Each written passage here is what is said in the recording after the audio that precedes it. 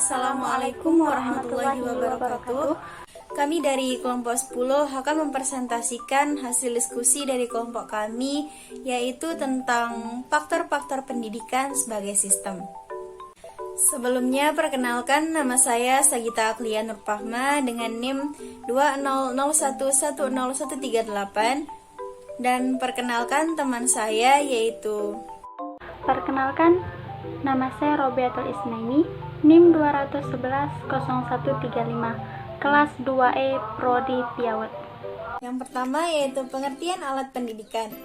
Terdapat beberapa macam pendapat mengenai pengertian alat pendidikan sebagai sarana untuk mencapai tujuan, yaitu yang pertama menurut Muhram A, menyatakan bahwa alat pendidikan adalah segala sesuatu yang digunakan untuk kegiatan pendidikan, baik berbentuk material maupun non-material.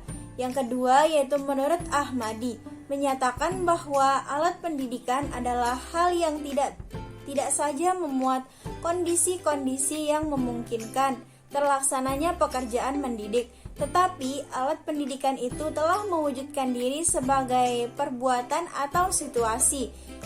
Dengan perbuatan dan situasi yang dicita-citakan dengan tegas dapat mencapai tujuan pendidikan. Jadi, secara umum, alat pendidikan adalah segala sesuatu yang digunakan untuk mencapai tujuan pendidikan, yaitu macam-macam alat pendidikan. Terdapat beberapa macam-macam alat pendidikan sebagai sarana untuk mencapai tujuan. Salah satunya yaitu menurut Ahmad D.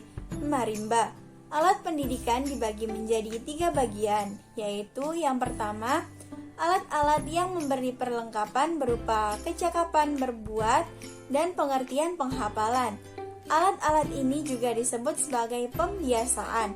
Yang kedua yaitu alat-alat untuk memberi pengertian, membentuk sikap, minat, dan cara berpikir. Yang ketiga yaitu alat-alat yang membawa ke arah keheningan batin, kepercayaan, dan pengarahan diri sepenuhnya kepadanya. Alat-alat pendidikan yang sangat penting yaitu yang pertama pembiasaan, yang kedua perintah, yang ketiga larangan, yang keempat ganjaran, dan yang kelima hukuman.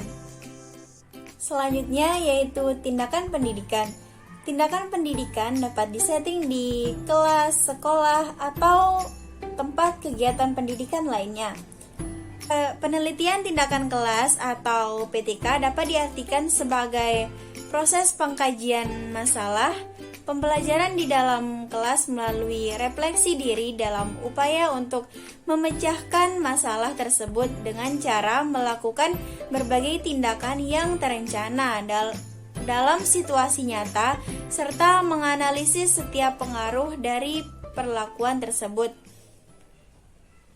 Dan penelitian tindakan sekolah atau PTS dapat diartikan sebagai sebuah penelitian tindakan atas hal-hal yang ada dalam ruang lingkup pendidikan, dalam hal ini sekolah, sifatnya memerlukan tindakan segera. Dilakukan oleh kepala sekolah atau pengawas sekolah secara berulang-ulang melalui langkah-langkah, membuat perencanaan atau plan, melaksanakan atau action, observasi atau observation, dan refleksi atau reflection sampai pada batas keadaan yang telah ditentukan. Baiklah, di sini saya akan melanjutkan yaitu pengertian lingkungan pendidikan. Lingkungan adalah seluruh kondisi dan alam sekitar yang mempengaruhi tingkah laku, pertumbuhan, perkembangan hidup manusia. Lingkungan juga mencakup segala material dan stimulus di dalam diri atau di luar diri manusia, baik bersifat fisiologis, psikologis, maupun sosial kultural. Lingkungan secara harfiah adalah segala sesuatu yang mengitari kehidupan, baik yang berupa fisik seperti alam jagat raya dengan segala isinya, maupun berupa non-fisik seperti suasana kehidupan beragama. Nilai-nilai dan adat istiadat yang berlaku di masyarakat, ilmu pengetahuan dan kebudayaan yang berkembang, serta teknologi.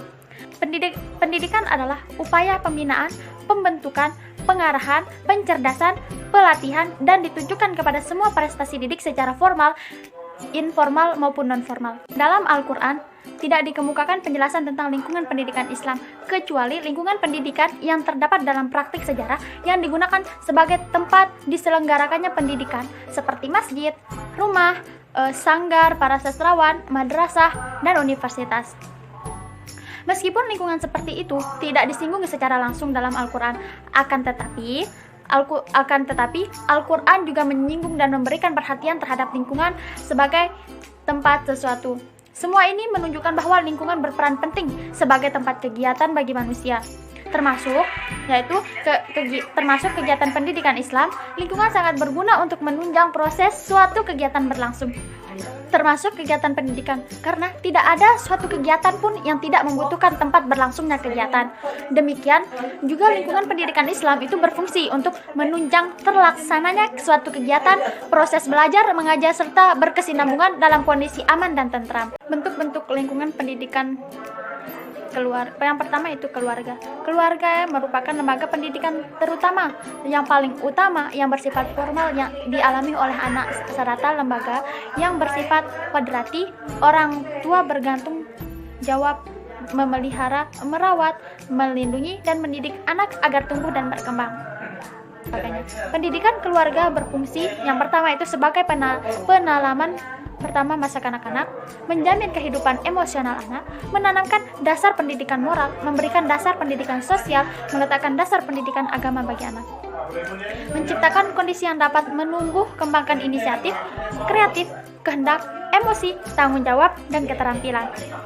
Yang kedua, sekolah. Sekolah merupakan hal yang tidak dapat dipungkiri lagi karena kemajuan zaman atau biasa yang dikenal sekarang sebagai zaman now. Perkembangan ilmu pengetahuan dan teknologi, tidak semua tugas mendidik dapat dilaksanakan oleh orang tua dalam keluarga, terutama dalam hal ilmu pengetahuan dan berbagai macam keterampilan. Oleh karena itu, anak dikirimkan ke sekolah. Sekolah bertanggung jawab kepada pendidikan anak-anak. Selama mereka diserahkan kepadanya, pendidikan sekolah berfungsi pertama, yaitu sekolah membantu orang tua mengerjakan kebiasaan yang tidak serta menanamkan sekolah membantu orang tua mengerjakan kebiasaan yang baik serta menanamkan budi pekerti yang baik kepada anak-anak. Sekolah memberikan pendidikan untuk kehidupan di dalam masyarakat yang sukar atau tidak dapat diberikan kepada anak. Sekolah melatih memperoleh kecakapan seperti membaca, menulis, berhitung, dan menggambar. Sekolah memberikan pelajaran etika, keagamaan, estetika, membenarkan benar atau salah. Yang ketiga itu masyarakat. Di sini juga masyarakat juga memiliki pengaruh yang besar terhadap perkembangan pribadi seseorang. Dalam konteks pendidikan masyarakat merupakan lingkungan keluarga dan sekolah. Di sini juga pendidikan masyarakat itu berfungsi. Yang pertama itu memberikan kemampuan profesional untuk mengembangkan karir melalui kursus, seminar, dan lain-lain. Memberikan kemampuan teks akademik dalam suatu sistem pendidikan nasional seperti sekolah terbuka, kursus tertulis, pendidikan melalui radio dan televisi, ikut serta mengembangkan kemampuan kehidupan beragam melalui pesantren, pengajian, pendidikan agama, dan lain sebagainya. Mengembangkan kemampuan kehidupan sosial, budaya melalui seni, teater, olahraga, bela diri, dan lembaga pendidikan spiritual. Kemudian yaitu bentuk-bentuk lembaga pendidikan. Lembaga pendidikan formal. Lembaga pendidikan formal yaitu lembaga yang dilaksanakan sekolah mulai dari sekolah tingkat dasar sampai perguruan tinggi. Ciri lembaga pendidikan formal yaitu diselenggarakan dalam kelas terpisah menurut jenjangnya.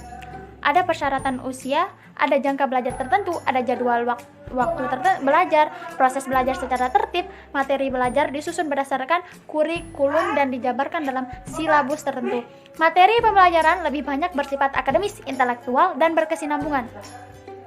Di sini guru mengajarkan menggunakan metode media dan urutan pengajaran tertentu. Ada sistem rapot, evaluasi belajar, atau ijazah. Sekolah punya anggaran pendidikan yang dirancang dalam kurun waktu tertentu. Kemudian yaitu lembaga pendidikan informal. Pendidikan informal yaitu pendidikan yang dilaksanakan di dalam masyarakat dan keluarga. Ciri-ciri lembaga pendidikan informal yaitu tidak terkait tepat dan waktu, tidak terkait jenjang usia, dapat berlangsung tanpa ada guru atau murid secara khusus. Kemudian tidak menggunakan metode tertentu tanpa menggunakan rencana pembelajaran atau kurikulum. Kemudian lembaga pendidikan non formal yaitu lembaga pendidikan yang dilaksanakan oleh masyarakat. Dalam artian, pendidikan yang diselenggarakan oleh lembaga di luar sekolah atau di luar perguruan tinggi. Ciri lembaga pendidikan non formal yaitu program dibuat sesuai kebutuhan masyarakat, materi yang diberikan bersifat praktis atau sesuai kebutuhan masyarakat pada saat itu dan segera dapat dipenuhi melalui pendidikan singkat. Waktu yang diperlukan relatif singkat, biaya relatif murah, usia peserta didik berbeda-beda. Ada yang masih muda dan ada yang tua. Jenjang kelas tidak menunjukkan tingkat dan jelas pelaksanaan kegiatan, disusun melalui perencanaan yang baik. Tujuan pendidikan terarah untuk mendapat pekerjaan atau meningkatkan taraf hidup, waktu dan tempat belajar disesuaikan dengan membutuhkannya muncul karena adanya perubahan cepat dalam masyarakat. Sekian presentasi dari kelompok kami. Apabila ada kekurangan dan kesalahan, kami mohon maaf. Wassalamualaikum warahmatullahi wabarakatuh.